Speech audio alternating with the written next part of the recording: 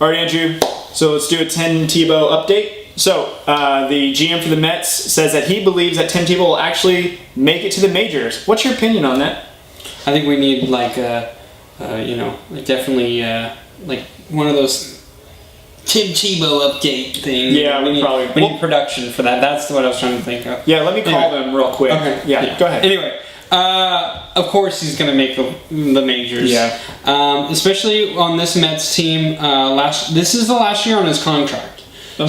So people need to keep that in mind. He moved up really quickly last year. Mm-hmm. We felt like he might get to Double-A last year. Right. He ended up not. He just finished in Single-A, but still, he finished actually better in Single-A than he did in the Class A. Yeah, the league, whatever before. Yeah, so I didn't even know they had all that. Yeah, you never know until you're following Tim Tebow. But the Mets probably are not going to be very competitive this year. I feel like when September call-ups do happen, he might be called up. Right. I don't think he's going to be called up earlier than that, unless it's a really bad year. I don't think it's going to be that bad when you have the pitching rotation that they have. But he would bring fans into a ballpark that, especially if you're not very competitive, you're not going to have too many of. So people are going to want to see Tim Tebow. Right. And I think this would be smart for the Mets because you would fill the park, but also, you get to see who Tim Tebow is. And because it's the last year on his contract, you can say, hey, let's re-sign him because we saw something in him. Right. Or, okay, this was all for nothing. Right. We're gonna let him go. Right. No, I agree.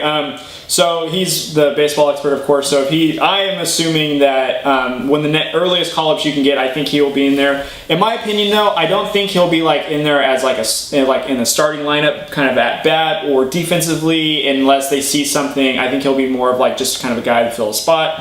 But I think I completely agree. It'll fill the seats. Especially if the Mets aren't very competitive, you can actually see what you got. I think a third thing here that we're forgetting is that the New York Yankees this is probably the year that most people are thinking that they're going to make a World Series push with all the rotations and the hitters that they have, and they share the New York market. So, you got to still headline somehow. So what better headline stealer to take than Tim Tebow, how his outing went, how his production is, is he better than football than baseball or vice versa? I think this is a great way for the Mets to stay relative in